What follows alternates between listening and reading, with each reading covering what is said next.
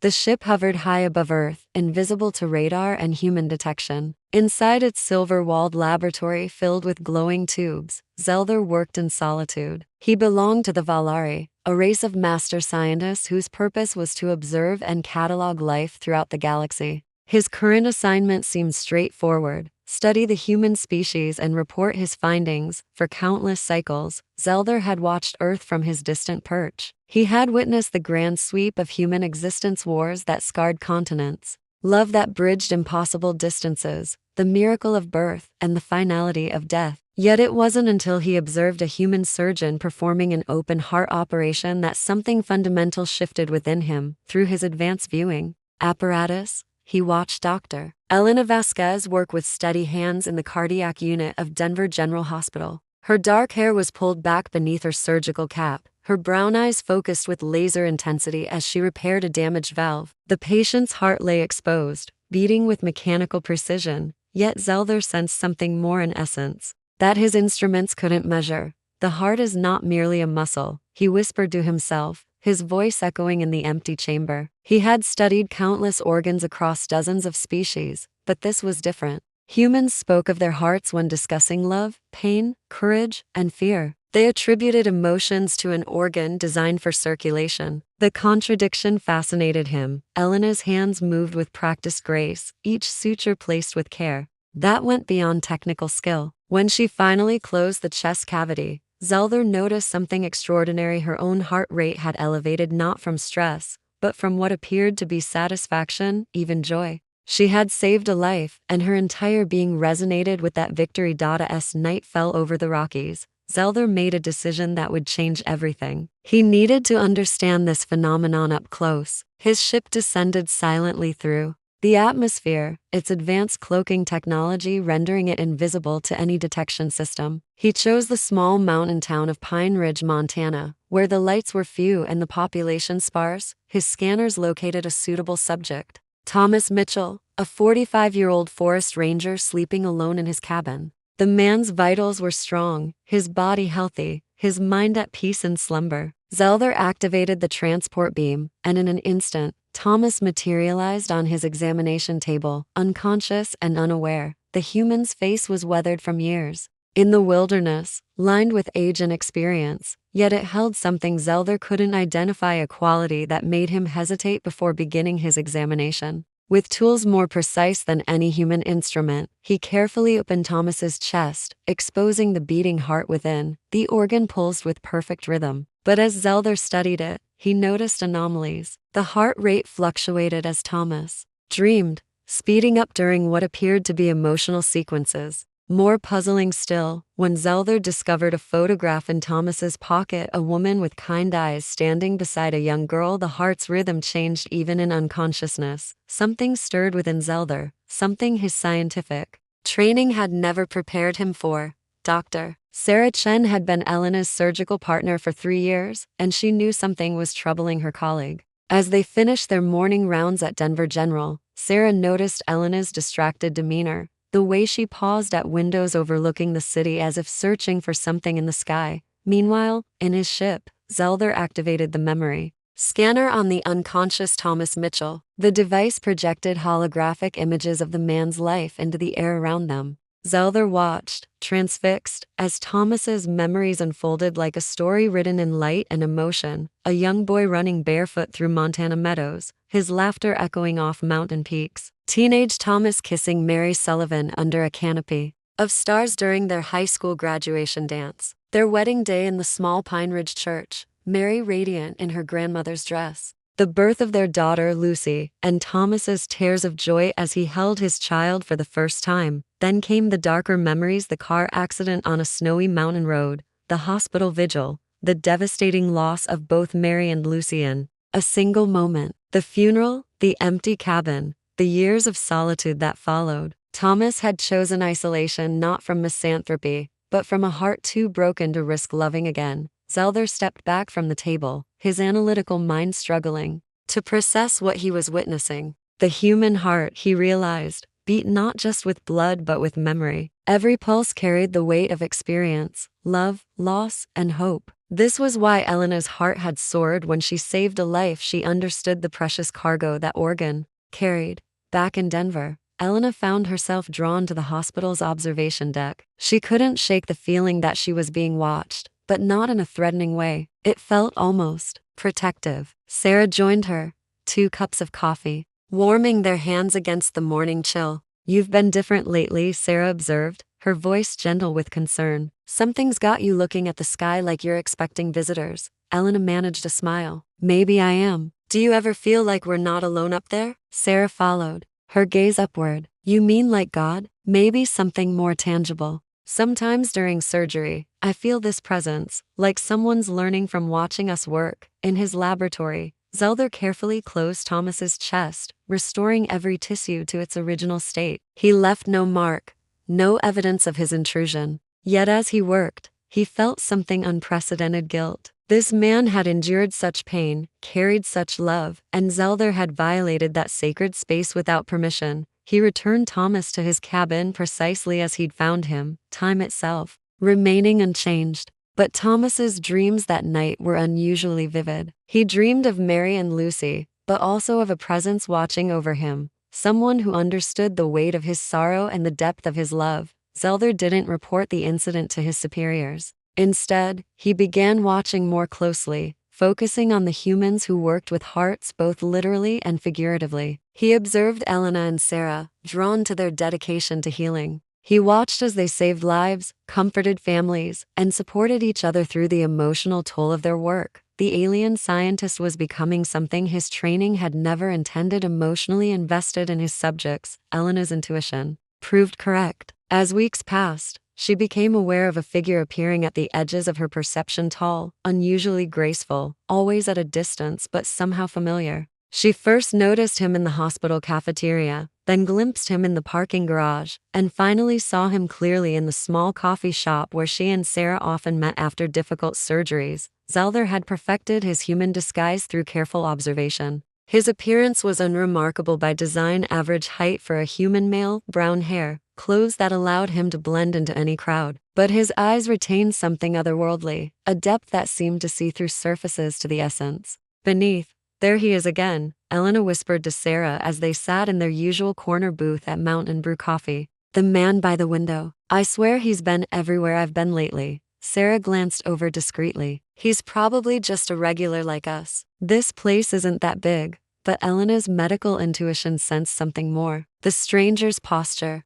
was too perfect, his movements too fluid, and when their eyes met briefly across the room, she felt a jolt of recognition that made no logical sense. Zelder had learned human languages with the same precision he applied to all his studies, but understanding the subtleties of human emotion proved more challenging. He followed Elena and Sarah, not as a stalker but as a student desperately trying to comprehend something beyond his scientific training. He watched Elena comfort Mrs. Rodriguez after her husband's successful bypass surgery, noting how Elena's heart rate synchronized with the older woman's as she provided reassurance. He observed Sarah teaching a young resident how to suture, her patience infinite when dealing with someone learning to heal others. In Pine Ridge, Thomas Mitchell had begun experiencing changes too. His dreams were more vivid, filled with a sense of being understood and watched over. For the first time since his family's death, he felt less alone. He started volunteering at the local clinic, his own brush with the mysterious presence inspiring him to help others. One evening, as Elena walked to her car after a particularly challenging day, she encountered an elderly homeless man who had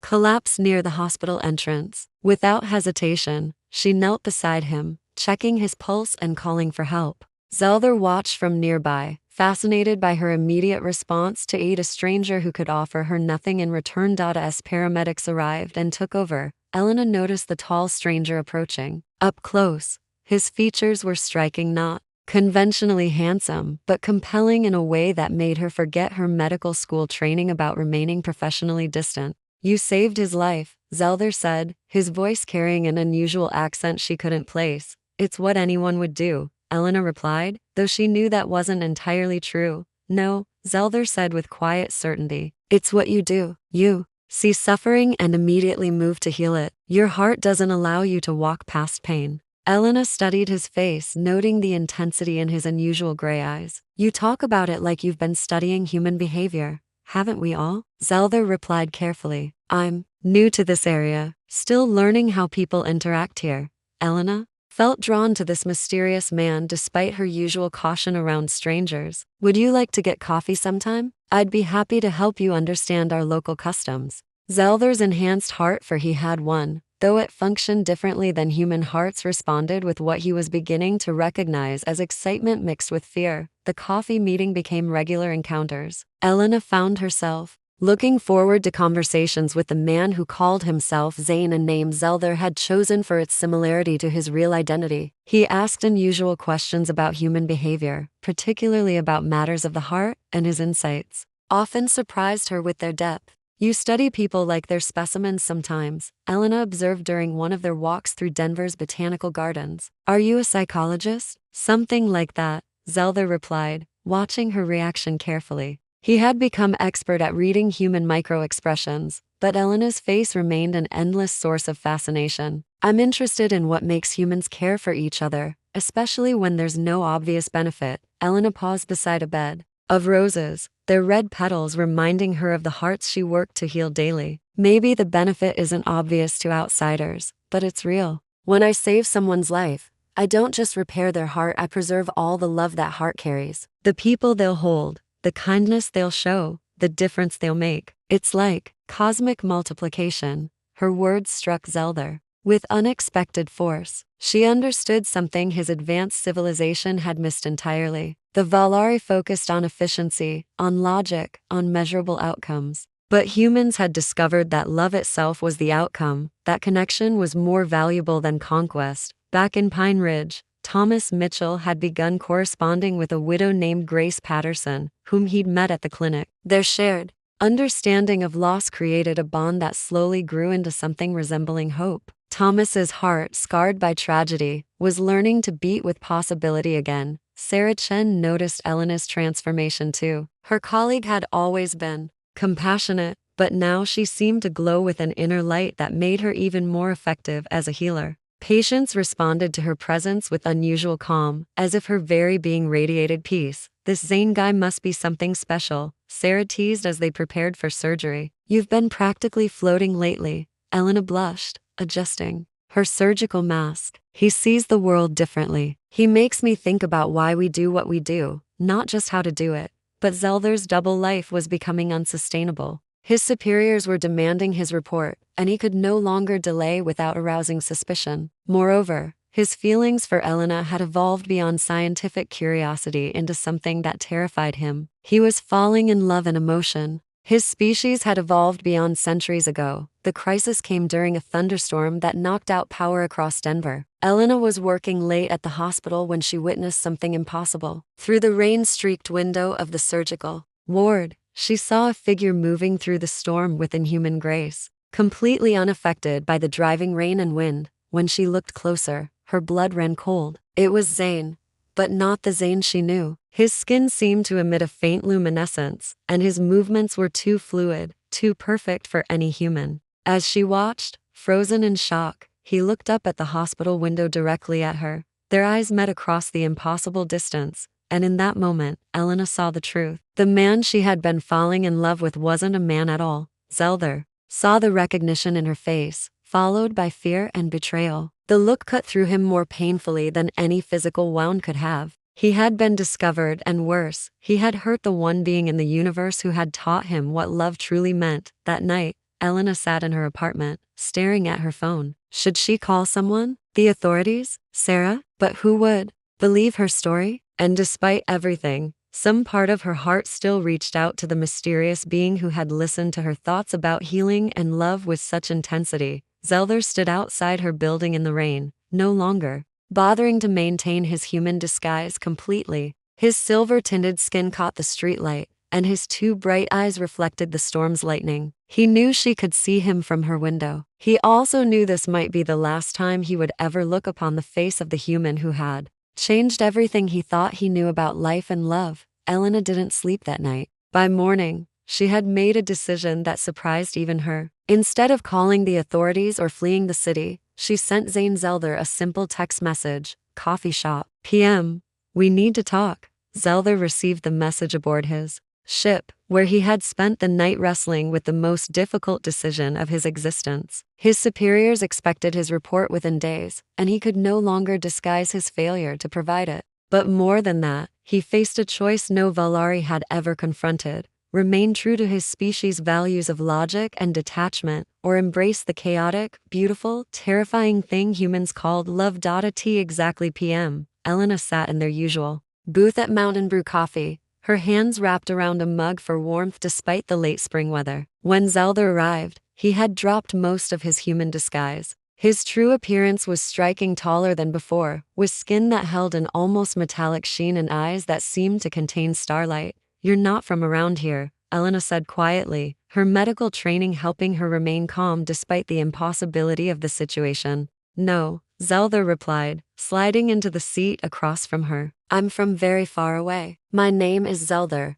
and I belong to a race called the Valari. We study other species throughout the galaxy, and you've been studying us." "Studying me?" "Initially, yes, but something changed." Zelder's voice carried pain she had never heard before. "You changed everything I thought I understood about existence." Elena studied his alien features, seeing past the obvious differences to the being who had listened to her thoughts about healing, who had understood her dedication to preserving the love carried in human hearts. "When you were watching me work," she said slowly, "you weren't just observing surgical techniques, were you? You were trying to understand why we care so much. Your species fascinates my people because you're so inefficient. You make decisions based on emotion rather than logic. You sacrifice your own well-being for others, even strangers." We couldn't understand it. Zelder's hands rested on the table, and Elena noticed they trembled slightly. "But I've learned that what we call inefficiency, you call love. And love is the most powerful force I've encountered in all my travels." Elena reached across the table, covering his hand with hers. His skin was warm, more human than alien in that moment. "What happens now? Do you go back to your people and report that humans are ruled by their hearts instead of their heads?" "I should," Zelder admitted, "but I can't, because I've become something my people thought impossible. I've learned to love. And I love you, Elena, not as a subject of study, but as a being who showed me that hearts can hold infinite strength." In Pine Ridge, Thomas Mitchell was helping Grace Patterson plant flowers in her garden, their own love story blooming quietly in the shadow of the mountains. His heart, once broken beyond repair, had found its rhythm again. Sarah Chen noticed Elena's absence from their usual post-surgery coffee but didn't worry. Her friend had seemed to glow with happiness lately, and Sarah suspected romantic developments were afoot. Back at the coffee shop, Elena faced the most important decision of her life. "If you stay," she said carefully, "what happens to your mission? Your people? I'll send them the data they need about human physiology and behavior, but I won't tell them what I've really learned. Some discoveries are too precious to share with those who might misuse them." Elena smiled then, the first real smile since discovering his true nature. "And if I asked you to leave? To go back to your ship and your studies and forget about the strange human who saves hearts for a living?" Zelder's expression grew serious. "I would go. Your happiness matters more to me than my own existence. But I would never forget you, Elena. You taught me that hearts aren't just organs that pump blood, they're vessels that carry the essence of what makes life worth living." Elena stood up then, extending her hand to him. "Come on, alien boy, let's go for a walk. I want to show you more of this world you've been studying, and I want to learn about yours." As they left the coffee shop together, Elena's heart beat with the same rhythm that had fascinated Zelder from the beginning, not just the mechanical pumping of blood, but the profound music of love, hope, and infinite possibility. Zelder's ship remained hidden in the mountains, but he no longer needed it for observation. He had found his home in the heart of a human woman who understood that love was indeed the most powerful force in the universe, strong enough to bridge the gap between worlds and transform even the most logical beings into something beautifully, chaotically, perfectly human.